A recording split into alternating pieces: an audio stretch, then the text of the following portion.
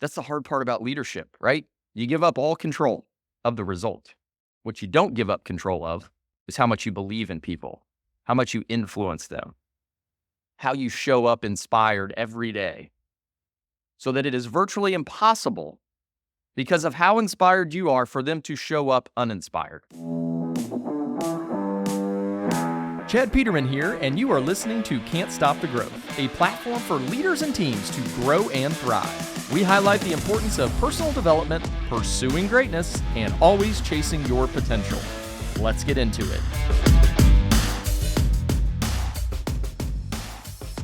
Going to talk a little bit today regarding the second law, which is the law of influence. So last week we talked about the law of the lid, which is the first law in the book, 21 Irrefutable Laws of Leadership. I encourage you to get that book. It's a super easy read. It's full of a lot of really good stories, as well as a lot of really good insight. So when we think about influence, that can be kind of a very high level word. I'll start off by telling you a little bit of a story. So when it comes to gaining influence, there isn't like a book, there isn't like a course you take in college or high school or anything that tells you how to do this, right? Unless anybody took a course on influence, I did not. So you get into this whole leadership world and you're trying to figure out, what in the hell does this mean? When I first started in this industry, I didn't know anything, still know very little when it comes to the technical side of things. So I start at this company in August of 2011. I have no idea what I'm doing. Probably most of the people that worked here were also of the belief that I knew nothing, which is perfectly fine. And so my goal was twofold. One, I wanted to contribute in some form or fashion. And I also didn't want everybody to think I was a giant idiot. So I said, well, what can I do to hopefully gain influence with the people that are here? And so early on, I did some sales. Don't laugh. I wasn't great at it. But what I did know is that some of the most important people were our field professionals, whether it be service or whether it be installers. And I knew that they knew that I knew nothing. And so I'm going to go out there, but I've got to sell this work because they weren't going to sell it and they needed work to go put in. And so the first couple of jobs that I sold, miraculously, what I would do, because I was like, I don't want them to think I'm stupid, and I also don't want them to feel like I'm setting them up for failure, because obviously a lot of trust is probably going to be eroded if, hey, owner's son just came in, he thinks he's hot shit selling systems, he doesn't know anything about what he's doing, this is a giant disaster type stuff. So those of you that are involved in the service Titan side of it, pictures are a big thing.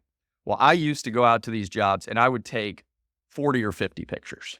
And then I would print them out. This is before the days of Service Titan. This is all we had. We packaged a job in a manila folder, printed off the MapQuest directions on how to get there, and we loaded it with pictures. Well, my folders would be about that thick. And I'd have the installers in the morning, and I'd lay these pictures out on the table, and I'd say, this is what we got. And they're looking at me like, all right, bud, like first couple, okay, I get it. Yeah, this is great. I was like, I don't know what to do here, but I got 8 pictures about it. So figured it'd be better to figure it out now, and I'll run you out whatever you need, or we'll figure it out. I'm not sure if I did this right, so on and so forth. You just tell me, I'm learning with you.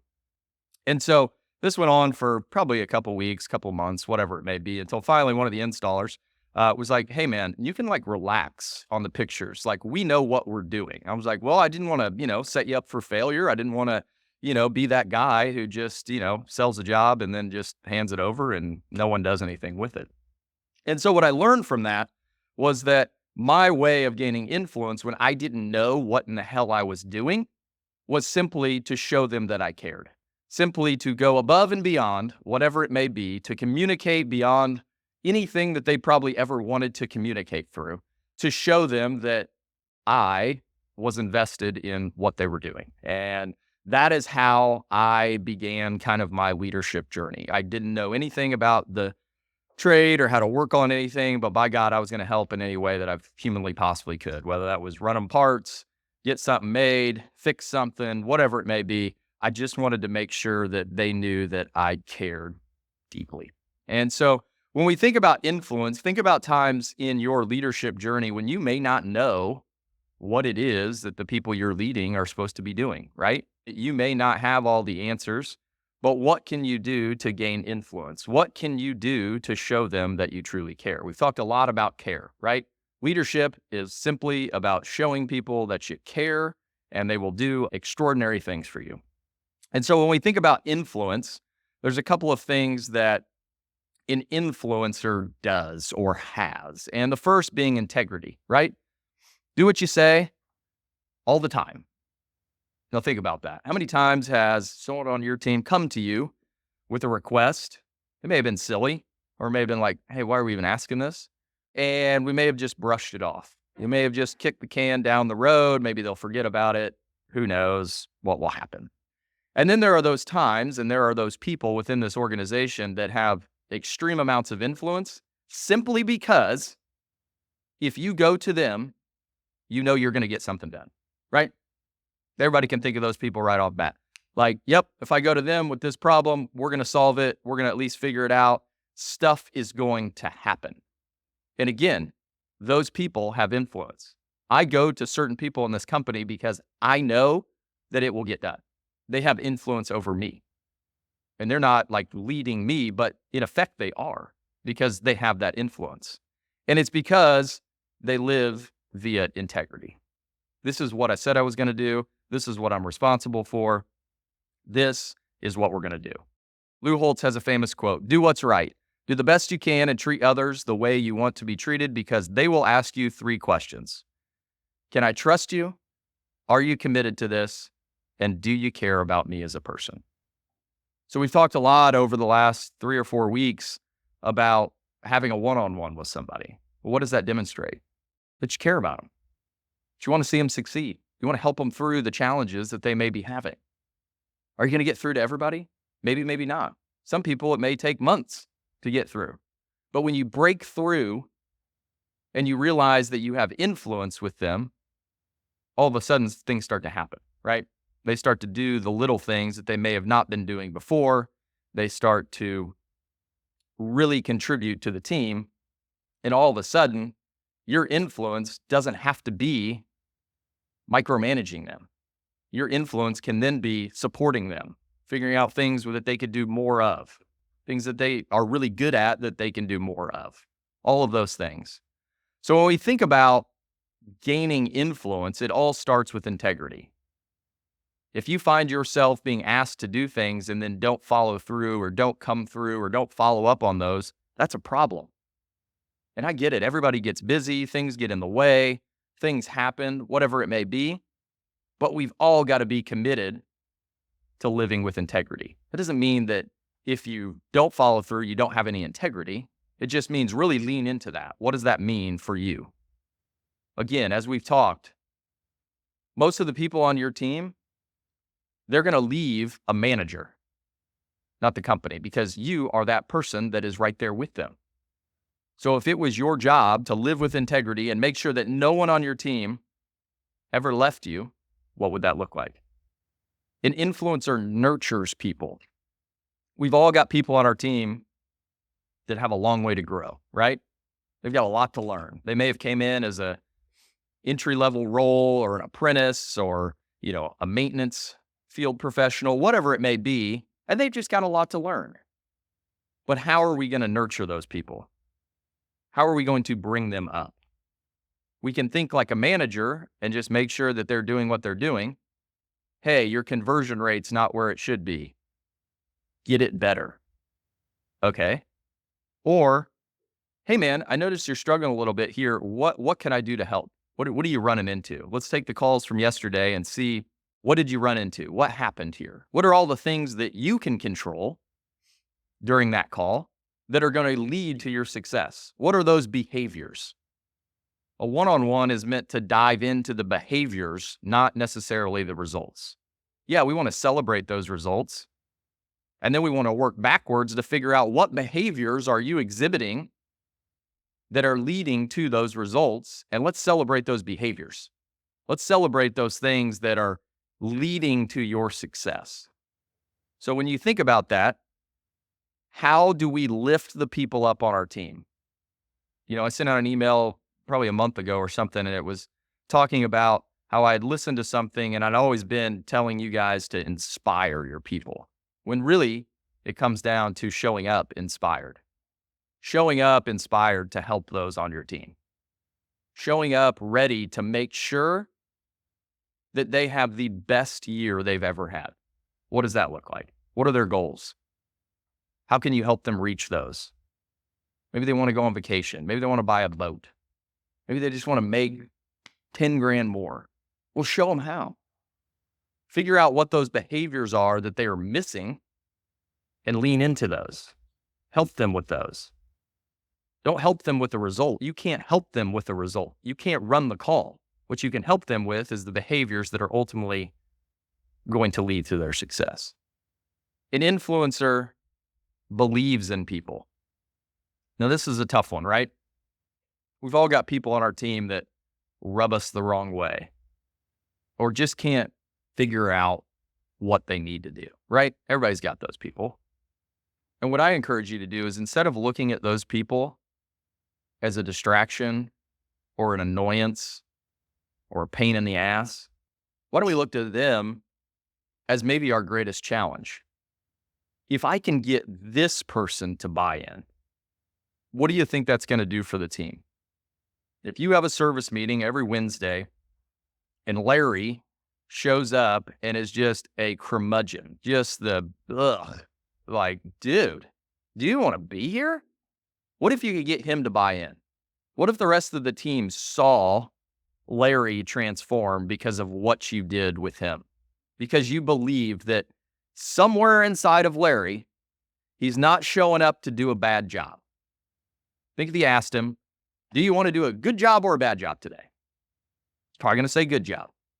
He may still have a shitty attitude, but it's your job to dive in because you believe in him and figure out what motivates him. What is he confused about? What are the things that he may have misunderstandings around? What are those things? And he may not tell you the first time. He may not tell you the second time. But if you keep poking him, just being, I will figure you out, guess what? He's eventually going to crack. Because he's going to figure out that you literally will not give up on him. Tell him, come hell or high water, I will not give up on you. What is it that you want to do? I want to help you get there. The best way to build influence is help someone to something that they want to do. Because it's obvious that Larry doesn't know how to get there. And a lot of our people, their frustration lies around they can't get what they want. And that's where you come in. How do I get you where you want to go? Now, the first step is asking what it is that they actually want. We talked in the very first meeting. They all probably don't want to hit your monthly budget. Now, would they want to help you? Yeah, sure. But that's not their scoreboard. That's not what motivates them. It may be what motivates you.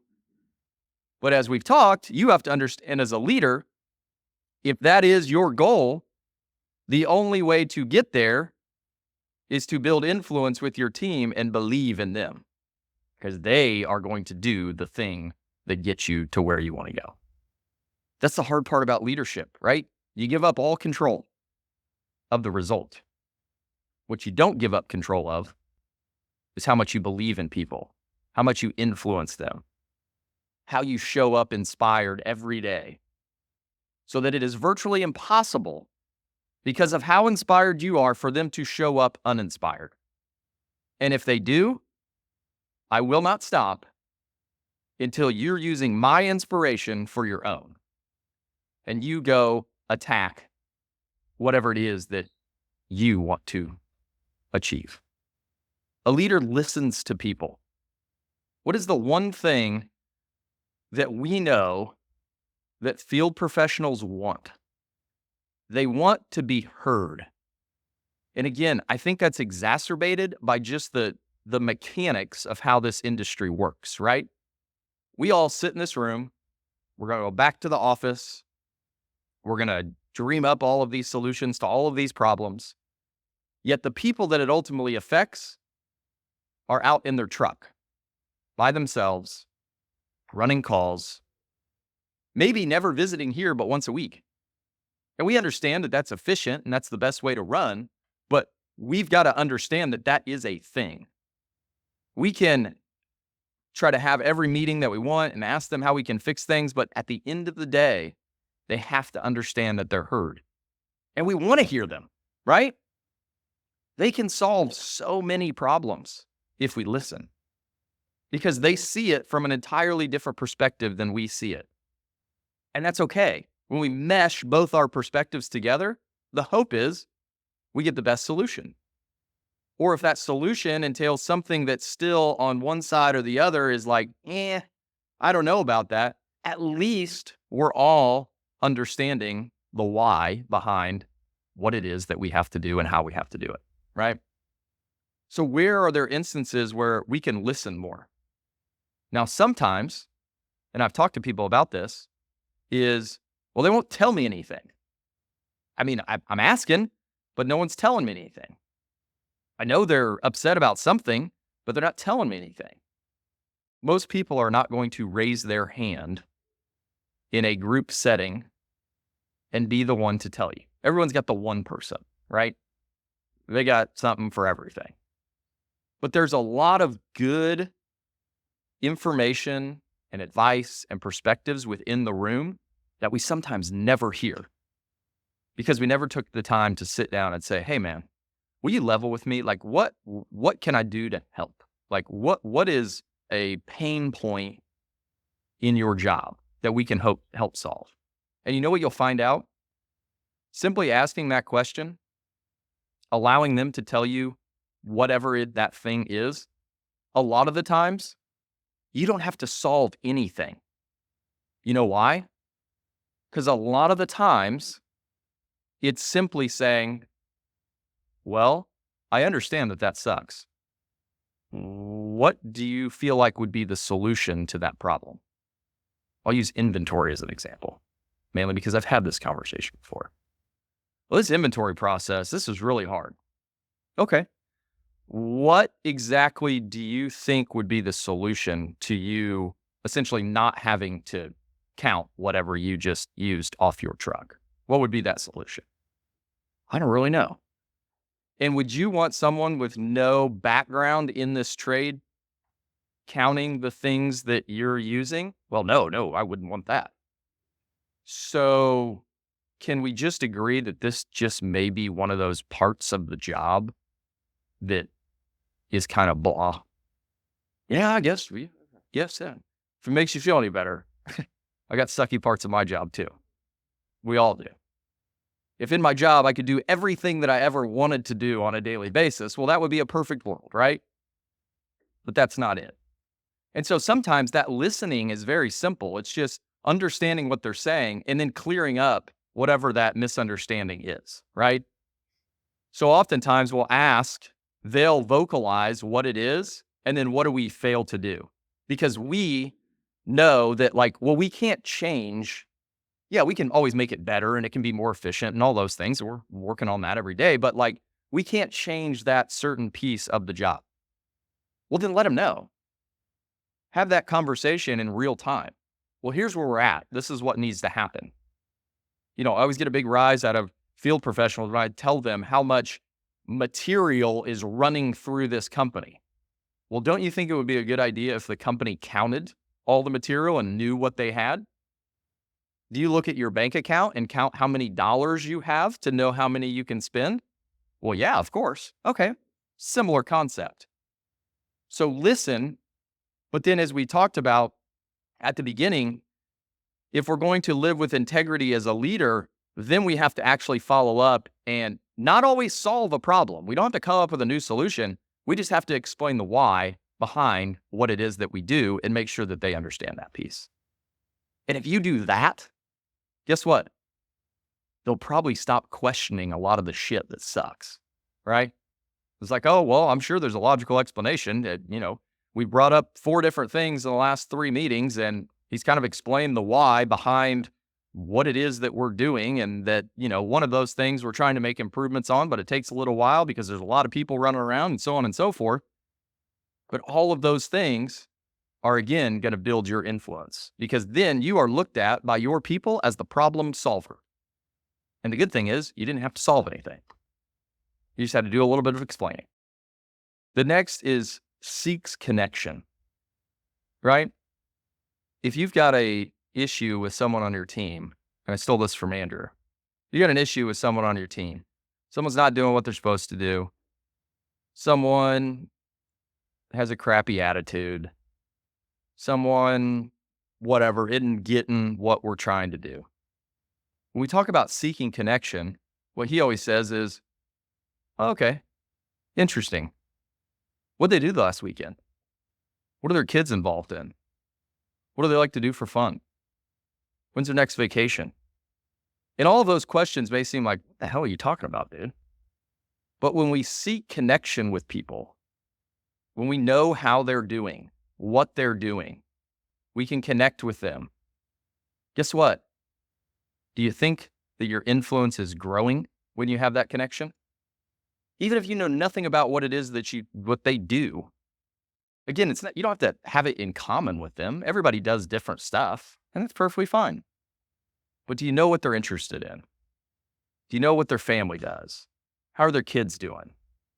The one thing that I learned when I had kids, so the first however many years I worked, my daughter was born in 18, so the first 7 years that I worked, I carried around a persona that was a shield of armor.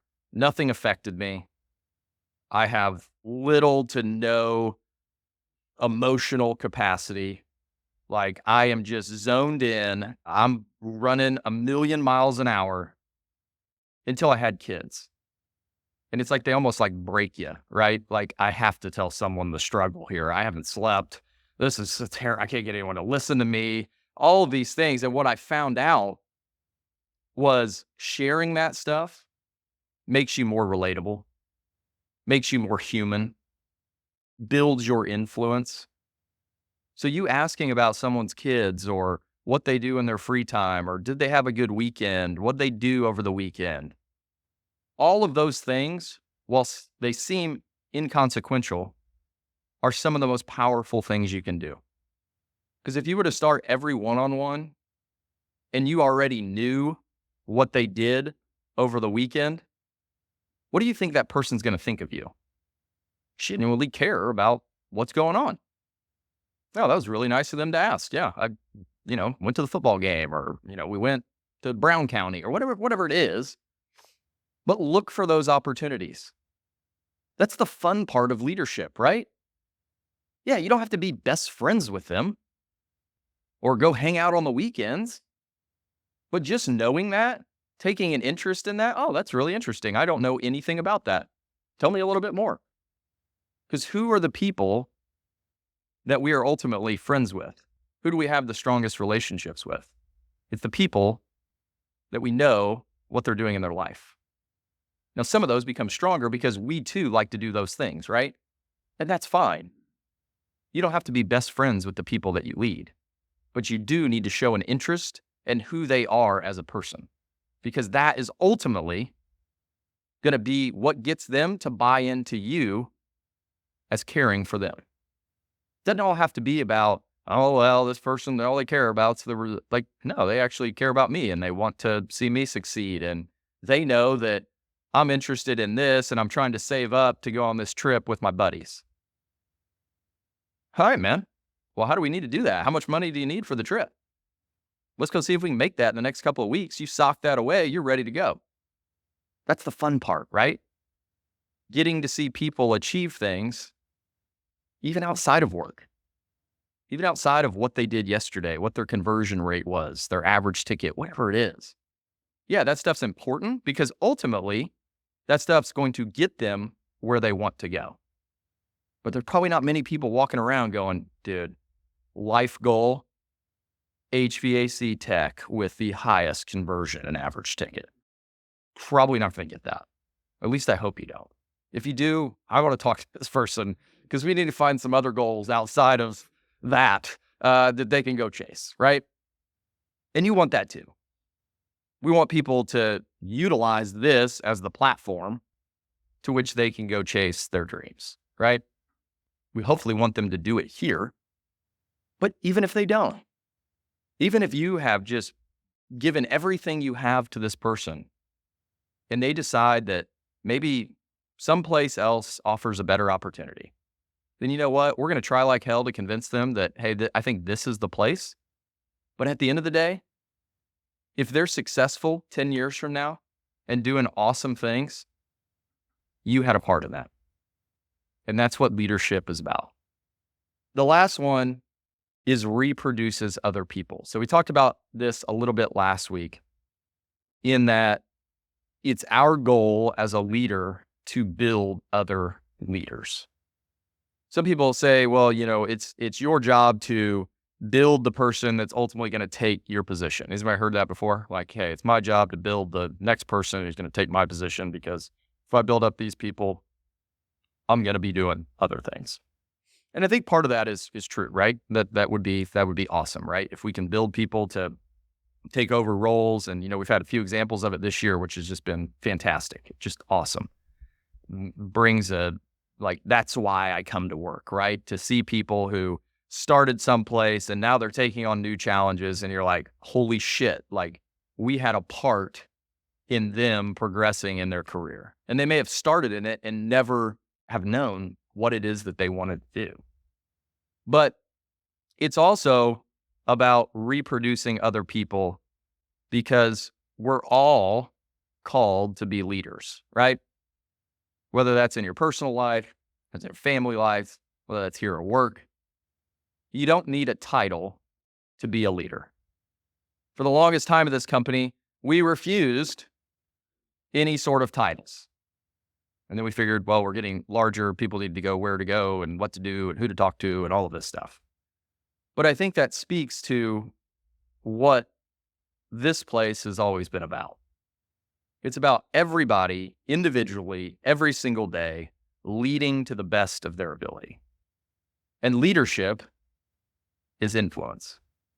So the people that you work with on a daily basis, the people you come in contact with, how do you build influence with them?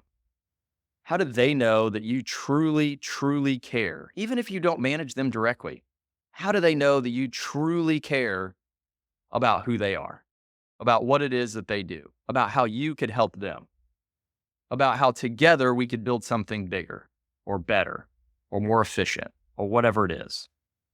Leadership is the core tenet of how we build something really great. And so many times leadership can be like, well, I'm not a manager. I'm not a this, or I'm not a that, or I'm not a whatever. You don't have to be. No one cares, right? Titles and different things are only a mechanism to manage something larger. It's when we all buy into the fact that I'm going to be a leader today because I'm going to show up inspired.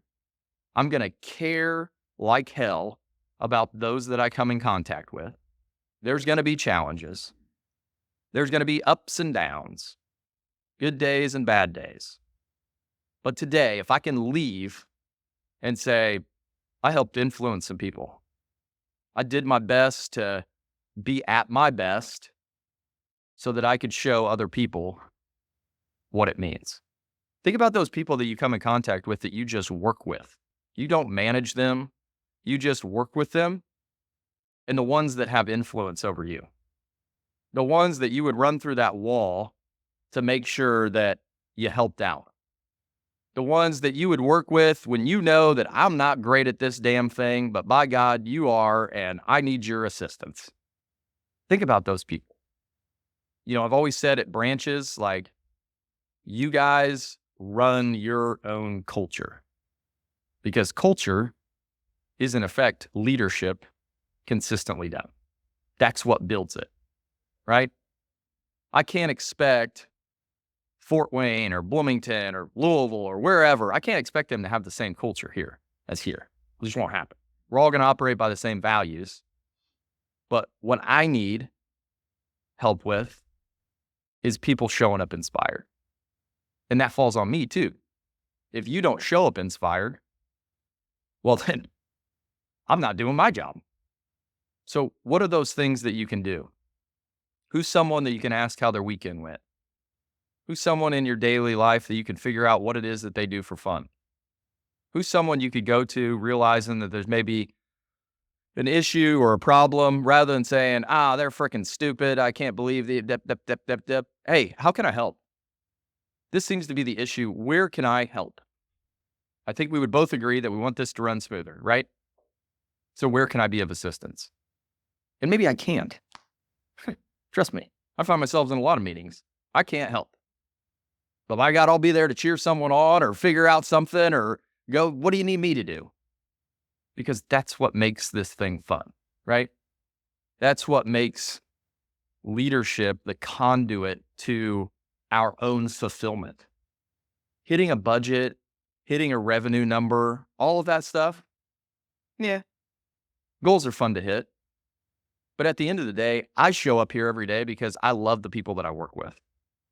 People always ask me that, well, how'd you build this culture? I said, well, I want to go to work every day and it better be a fun place to work because I ain't showing up to some place that's shitty.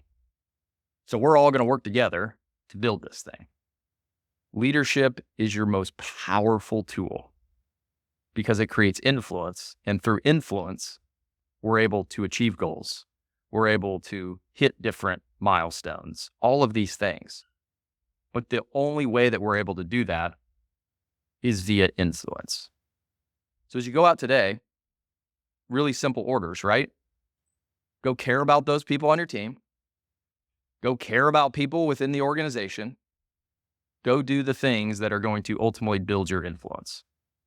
Again, like I said, you all know people in this room that have more influence than others. Why is that? It's probably because of a lot of the things that I just talked about. And those things are all within your control. You don't have to have a title. You don't have to have taken a class. You don't have to have a lot of experience. You don't have to do any of that. All you got to do is buy into the fact that I'm going to care more than anybody else today about the people that I come in contact with. That's why I love leadership. I'm not the smartest, the tallest for sure. I don't have all the skills, but this is the one thing that I have found that I can control. How I show up. And that, hopefully, will inspire others. And it doesn't always happen immediately. There's still people I'm working on trying to inspire. They're probably annoyed with me. Buckle up. Because I'm not going to stop. And neither should you. Thanks for tuning in. If you'd like to get connected, you can find me at chadmpeterman.com. To see what our team's up to, you can visit petermanbros.com. As always, keep growing out there.